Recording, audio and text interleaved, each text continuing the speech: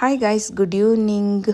10 ನಿಮಿಷದಲ್ಲಿ ಮಾಡತಕ್ಕಂಥ ಸಾಂಬಾರು. ಮನೇಲಿ ಏನು ತರಕಾರಿ ಇಲ್ಲಪ್ಪ, ಏನು ಸಾಂಬಾರು ಮಾಡೋದು ಅಂತ ಯೋಚನೆ ಮಾಡ್ತಿರುವಾಗ ಈ ಸಾಂಬಾರನ್ನ ಫಟಾಫಟ್ ಮಾಡಿ ಮುಗಿಸ್ಬೋದು. ಆ್ಯಕ್ಚುಲಿ ಬ್ಯಾಚುಲರ್ಸ್ಗಂತೂ ತುಂಬಾ ಯೂಸ್ಫುಲ್ ಆಗುತ್ತೆ ಈ ಸಾಂಬಾರು. ಈ ಸಾಂಬಾರ್ಗೇನು ತುಂಬ ಐಟಮ್ಸ್ ಏನು ಬೇಕಾಗಿಲ್ಲ. ಒಂದು ಈರುಳ್ಳಿನ ಕಟ್ ಮಾಡ್ಕೊಂಡಿದ್ದೀನಿ, ಹಾಗೆ ಅದು ಸ್ವಲ್ಪ ಬೆಳ್ಳುಳ್ಳಿ ತೊಗೊಂಡಿದ್ದೀನಿ. ಒಂದು ಪಾತ್ರೆಯಲ್ಲಿ ಎಣ್ಣೆ ಹಾಕಿಬಿಟ್ಟು ಈರುಳ್ಳಿ ಬೆಳ್ಳುಳ್ಳಿನ ಕೆಂಪು ಆಗೋ ತನಕ ಫ್ರೈ ಮಾಡ್ಕೊಳ್ಳಿ. ಫ್ರೈ ಆಗೋದ್ರಲ್ಲಿ ಒಂದು ಮಿಕ್ಸಿ ಜಾರಿಗೆ ಸ್ವಲ್ಪ ನೀರು ಹಾಕಿ ಗಸಗಸೆ ಹಾಕೋ ಉದ್ದೇಶ ನಾನು ಏನು ಅಂದರೆ ಸಾಂಬಾರು ಸ್ವಲ್ಪ ಗಟ್ಟಿ ಬರಲಿ ಅಂತ ನಾನು ಪರ್ಸ್ನಲ್ ಯೂಸ್ ಮಾಡ್ತೀನಿ. ನಿಮಗೆ ಯಾರಿಗಾರ ಗಸಗಸೆ ಬೇಡ ಅಂದರೆ ಸ್ಕಿಪ್ ಮಾಡ್ಬೋದು. ಒಂದು ಹೋಳು ಕಾಯಿ ತುರಿ, ಹಾಗೆ ಈರುಳ್ಳಿ ಬೆಳ್ಳುಳ್ಳಿ ಫ್ರೈ ಮಾಡ್ಕೊಂಡಿರ್ತೀವಲ್ಲ ಅದು ಕೂಡ ಅದರೊಳಗಡೆ ಹಾಕಬೇಕು.